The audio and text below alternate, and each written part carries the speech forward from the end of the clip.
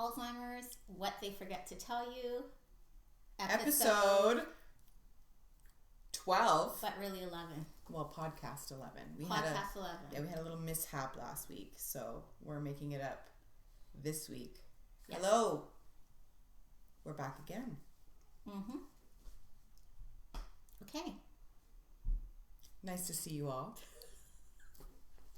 Yeah, tons. Okay, so we're going to make this quick because I've noticed last week and the week before, I felt like as much as, hi Bill, I feel like I know you now through Karen. So as much as I feel like, you know, as many of you guys have inboxed us and let us know your thoughts about the podcast and stuff, I just felt like they were dragging a little bit, just a little too long. So let's just get to the meat and potatoes. I think you just like to say that. Well, because that's really what people want, meat and potatoes. Who wants the frilly, lacy?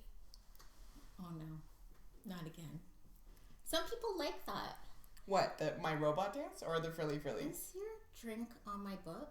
I'm so sorry. It's not a coaster. Oh my god.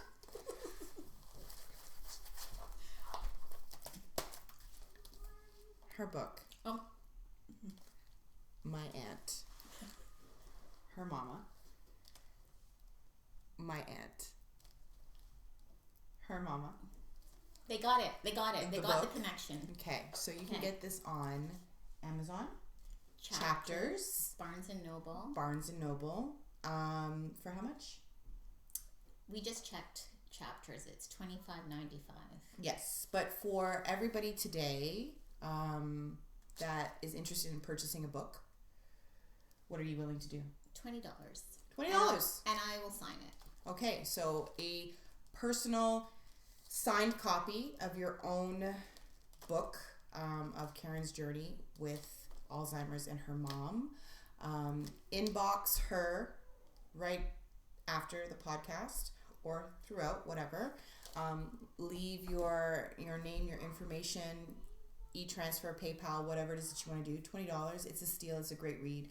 And especially for people that are going through this journey, very informative, a lot of research. There's a lot of stuff that you can get from this book. Again, get it. Okay, so today. Wayne says he has Debbie's. That's cheating, Wayne. You need your own copy. He's got the family connection. He's my brother, y'all. Yeah, he got the family connection. He's good. So today we are going to cover just a few things. We're not going to make it too long. Like she was telling me before, the meat and potatoes is important. And yeah, of course it's that. Because who doesn't like the meat and potatoes? Who wants the salad? No one. Okay, so reluctantly, I thought it would be a good idea to talk about what has recently taken place. Karen didn't want to, but no, I didn't. I think it's a great idea to talk about real life because this is what she's living. This is what we're all living. This is what we're living. We're living right now. Yesterday, my aunt, her mama, had another seizure. Fortunately, thanks, Teresa. I say fortunately because I'm being selfish in saying that I've never had to personally experience what that is, what it looks like, what it is watching your loved one go through that.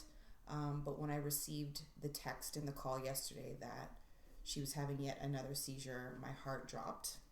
And you never quite know if this is it, if it's the final one, if it's just another one on the list of many.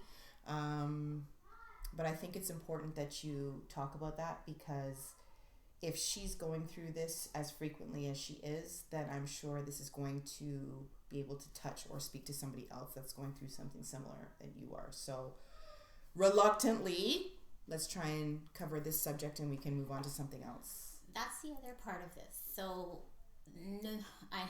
I didn't even know seizures were a part of Alzheimer's. It makes sense when you kind of figure out the complexities of the brain, right? That neurologically, yes, it would make sense that you would probably suffer from seizures because of the neurons aren't connecting. However, unfortunately, I've witnessed far too many with my mom, and it doesn't get any easier.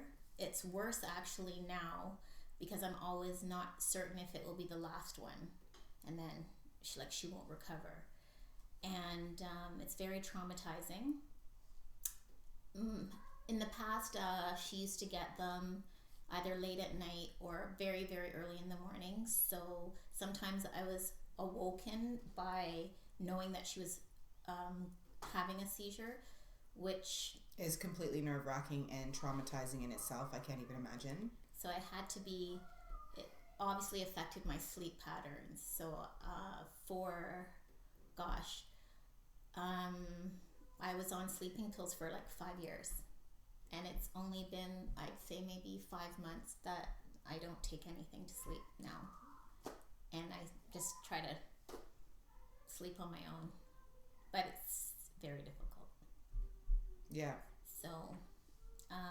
So can you give me an idea, like being ignorant to the situation, how long does a seizure last? Or are there different, like what triggers a seizure? Or does it just come on like you never know? Or there's certain things that happen and then all of a sudden you can see it actually coming into play, and what happens afterwards? And talk about that. Yeah, like that's the hard part, because I think typically, not that I'm like an expert on seizures, but I think typically it's easier to deal with a seizure because you could speak to the person and say, okay, what those same questions. What did you feel before? What do you feel after? What do you feel during?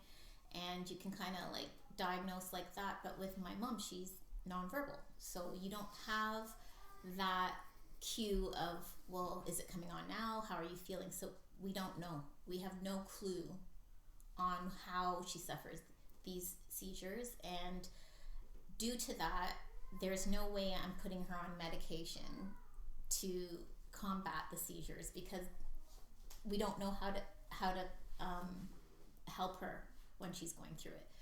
So we just have to deal with it. So when she's experiencing one, give me an idea of how long it generally takes for her to go through the entire thing. The whole thing typically lasts maybe 5 minutes. Okay, and that's from beginning to end. That's like where she completely comes out of it, and then she's completely exhausted, and of course can't tell us, right? Right. Yeah. And 5 minutes is an eternity when you're watching somebody go through that. Yeah, because you can't help. You don't know what to do. But they're not grand mal seizures, so it's not like convulsing. It's like a mild seizure, I would say. Okay, but you know she's in distress. Yeah. You know she's... Yeah, you can definitely tell she's having one. Yeah. Okay.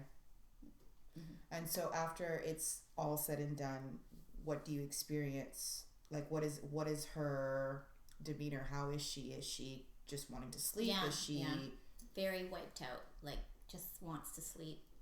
Probably it affects her appetite. She probably won't eat for maybe until the evening if she has it in the morning. Like her appetite's completely gone. Okay. Do you feel like now that she's in the end stages of the disease that the seizures are happening more frequently, or do you feel like they're happening like the same kind of, you know what I'm saying? Like, is it more now that she's getting further along? Yeah, that's the other thing. Like, I thought, because that's how she ended up in palliative, right? 2 years ago, she had a very bad seizure, and she was non-responsive, so she had to be rushed to the hospital. And therefore, the doctor had told me that she would probably, that's how she'll pass, where the seizures will just continuously get worse, and then she probably would just have a major seizure, and then that will be it. But it hasn't done that. So her last seizure was December 11th, and then she just had one. Okay. And would you say, or would you categorize it the same intensity? Yeah. Okay. So you know the difference between when she's having a big one versus just, this is kind of, okay. Is there any stats in terms of your experience? Like, would she have 1 a month, 2 a month? Is it? Yeah, like there were times where she was having it like every 3 weeks. And then, you brace yourself. Like, it's always like that. Like, I brace myself. Okay. This is going to happen. She's just going to have these. So, like, try to, as much as prepare yourself for but it. How do you can never, like, you're like, okay, but, thank you so much, Karen, for sharing your story. It must be so hard for you, but I thank you for helping me and everyone else. You're a great inspiration. Oh, thank you. Thank you.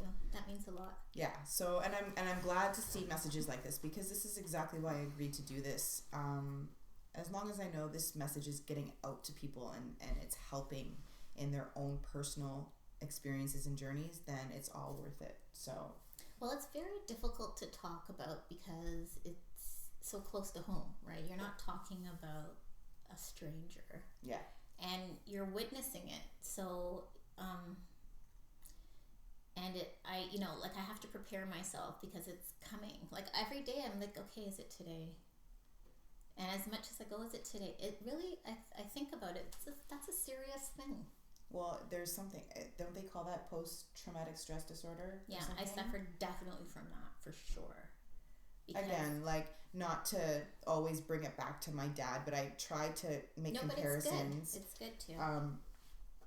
When he was going through that ordeal before he passed in the hospital, I was with him for the week, and I just remember there were certain triggers that were happening, like the sound of the bell or the monitor in his room. So I would get so used to hearing the consistency of his monitor that as soon as something different would happen, it would trigger me, like, oh, what's going on? Or if the beeping sound would happen, it instantly would make my heart race. Or there were just certain things that, you just, like, in your own psyche, you can't forget. And even now, it's been 2 years since he's been gone, and walking into a hospital, even just for a checkup with my kids, like, my son just had a checkup in the hospital for some respiratory things.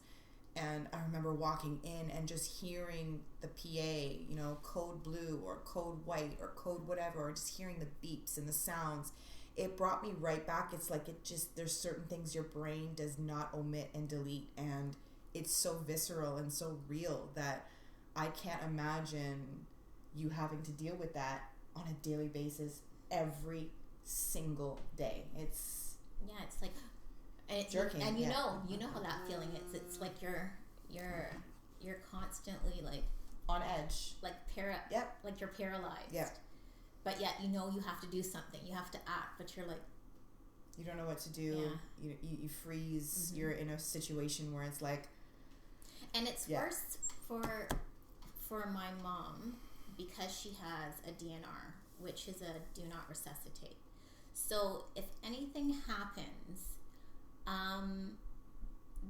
we're not calling any emergency people to assist. So that's even more of a real life or death situation, right? This is it. Like, if this is the last thing, this is it. There's nobody coming to do anything. So that's, I think, another reason too, what makes it harder. Yeah.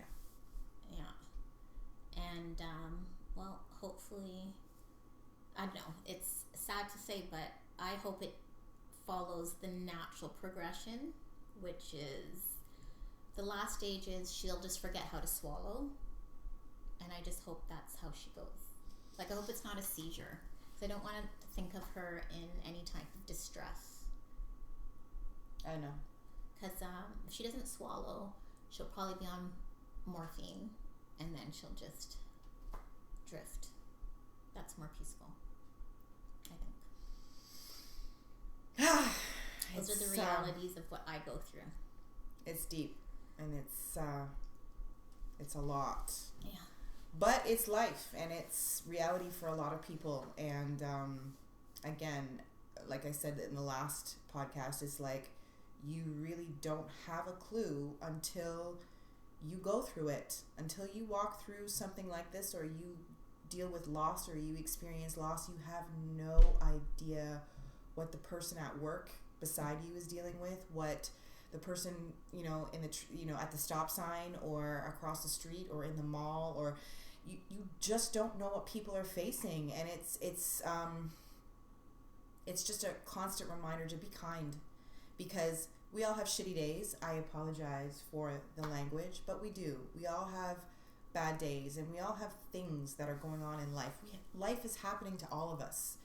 And, you know, we have good days, we have bad days, but you just never know what the person beside you is actually facing or going through, and what they have to wake up and deal with in a day, or what they have to go home and deal with in a day. And, you know, yeah, we could sit here and talk about how, you know, we went to a store and our experience was terrible because the cashier was in a mood, and this person was in a foul mood, and this person was feisty, and this person was... But you just don't know what they're dealing with, you know? And a little kindness goes a long way, especially when you're dealing with something like this in a family or with a loved one, or, you know, just life itself. It's important to be kind, because you never know when karma, and I don't know if it's a karma thing, but when life is really going to come and give you your own slice of whatever it is that you need to deal with, you know.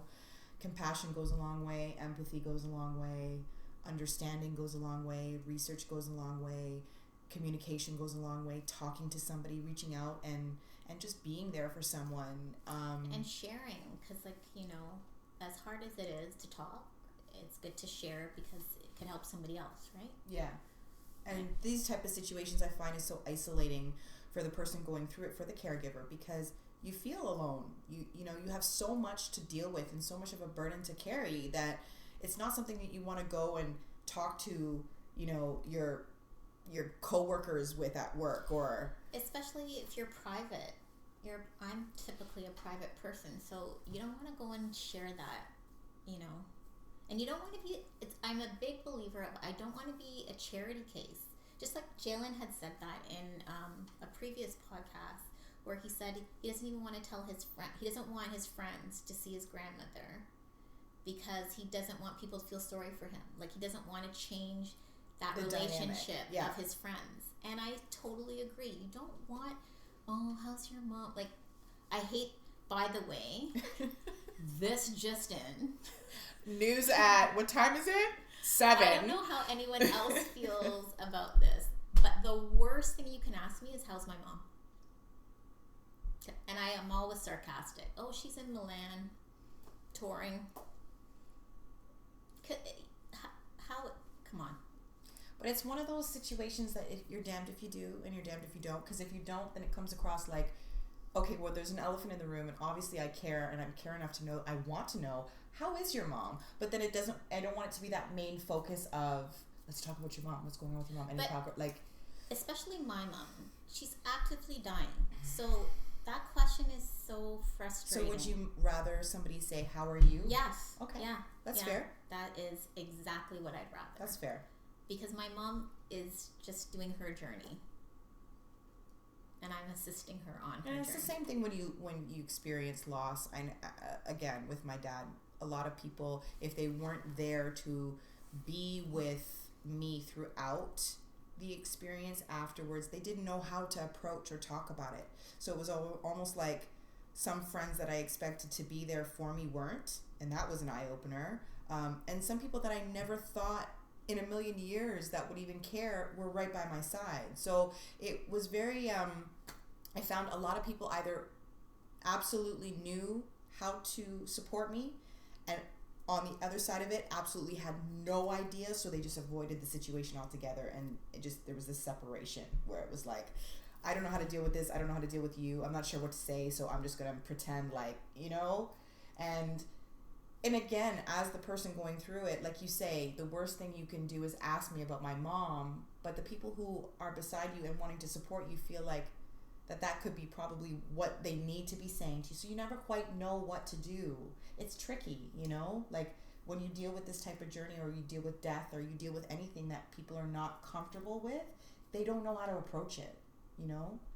That's at least been my experience since I dealt with the loss of my dad. I guess because it's like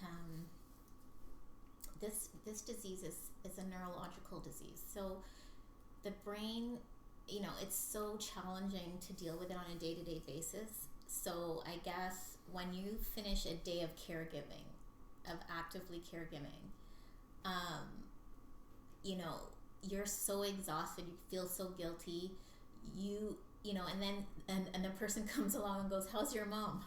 You're like, that's the last thing I want to talk about. Yeah, for sure. Let's read what Bill has to say. Karen, I thank you so much for your story. I'm going through this with my mom now. It's so hard. I am an only child, and I am the only one helping my mom, but it's nice to know you're doing good work, helping everyone, but especially helping your mom. So, and then he turned around and asked you, Karen, how are you doing? I'm doing okay. I'm hanging in. Like my mom, she's hanging in. We're both hanging in. Mm-hmm. But I will say this, and I spoke to my mom about this today. My mom is her mom's sister. My godmother. Right. Can't forget that. Most people will look at her situation and be like, wow, because she's one of those statistics that totally just bypassed all encyclopedia definitions and research and whatever. Like, this woman is, the way she was in life is the way that she's going out in her life. Like, Hi, Auntie Jill. Hi, Mommy. So we were just talking about you. We just said, as we were talking today, that, Auntie Marlene is literally taking her time. She's not doing this on anybody else's time. This is her journey, and she's not going to be rushed. She's not going to be told. She's not going to be... You can keep trying to guess. Yeah, no. She's going to do this on her time. She's going to be Guinness. Yes. So palliative care, what is that? That's 2 to 5 months? She's like, no. This is 2 years and counting. Let's do 5 years. Let's do 10. Alzheimer's, this is my 18th year. Like, this is my aunt. The way that she was in life is the way that she's going out with her life. So does it surprise me? Not one bit, but at the same time. She used to say to us when we were growing up, "You're trying to drive me crazy? You're going first." See? This is a woman that only did stuff on her clock. So the way that she's going out is in her style, on her time, in her way. And I respect it completely. Although we don't understand it, it's not for us to understand because it's her journey, So I feel like everybody else that is experiencing this with their families, their loved ones, their parents, their spouses, whatever, you read these things that the doctors tell you. You have, 2 to 4 years. You have 6 months to live. You have this, you have that. All of that stuff, you really cannot predict somebody's journey or somebody's lifeline. It's up to them, and it's up to our Creator. Like, we're just here to experience it, to support, to love, to do whatever we can do as family. But everybody's journey is so unique and so different that you cannot look at a piece of paper or a dictation from a doctor and just use that as Bible. It just... Well, I was just saying that. I just read the end of life when you're typically in what my mom is in palliative. You have 6 months, and I'm laughing because I'm like 6 months. You haven't met Marlene. Yeah, 6 months. What? She's like, no. I got a little bit more time to go. Yeah. So. Yeah. That's kind of what I wanted to cover today. I don't know if there's anything else you wanted to talk about. No. No. But again, like I said previously, if there's any questions, concerns, comments, whatever, inbox. We would love to read all of these things and maybe cover it in the next podcast. If it helps you or helps your family member or helps a friend or whatever, this is why we're doing it. Like, I guess what I would like to know too is how, as much as, and these are very kind words, they are helpful. I was just going to ask you that. Like, how are they helpful? Like, what do you get from the podcast in terms of it helping you? Is it just information, or just feeling maybe that you're not alone? Because that's also, caregiving is very isolating. It's very depressing, and your friends can't understand, and it's not their fault. It's just like my cousin said, unless you're going through it, it's hard to explain. And with Alzheimer's, it's so challenging, and it's minute to minute, hour to hour, and it's not even like it's unlike any other disease, because it's the brain, right? So to explain that to somebody it's hard, and a lot of the stuff, it's not very glamorous, the things that you have to do on a day-to-day basis. I know, because there's incontinent issues, there's a lot of really hard things that you have to go through as a caregiver, and then you do feel guilty because you're a human. So it's normal. Okay, she's giving me I just don't want to, I want to keep it like the meat and potatoes. Like, everybody just wants the good stuff on the plate, right? I just want to kind of get to what we need to get to. Yeah, and I think we covered. Yeah.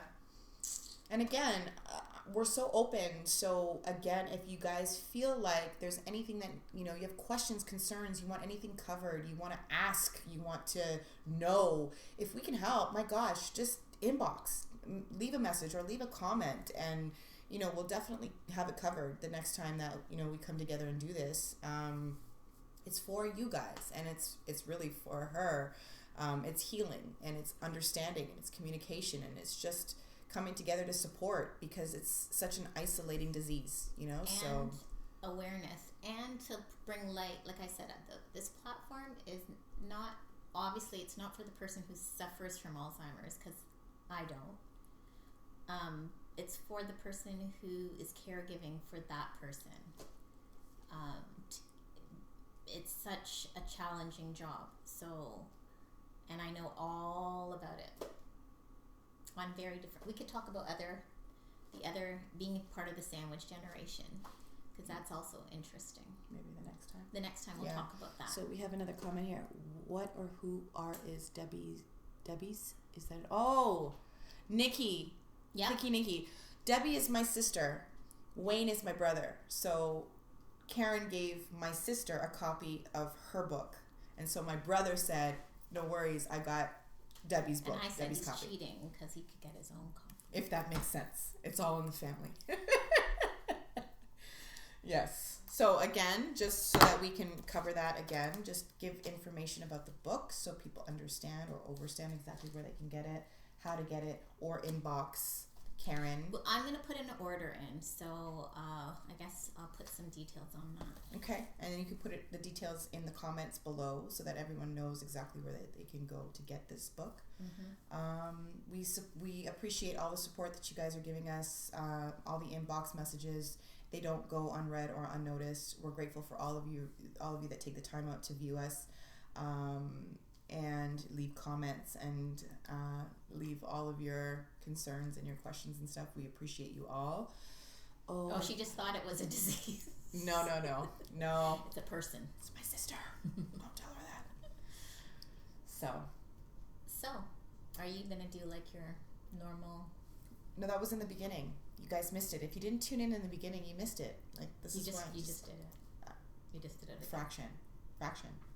They didn't get the full effect.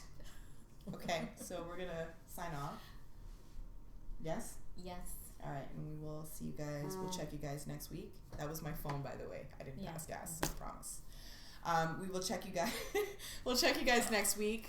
Love you too, Wayne.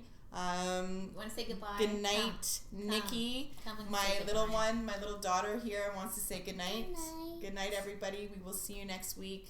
Peace, love, blessings. Okay. Yeah. Okay. Peace, love, and blessings. We'll Okay. check you soon. Bye. Bye. All right, shower time. Let's go.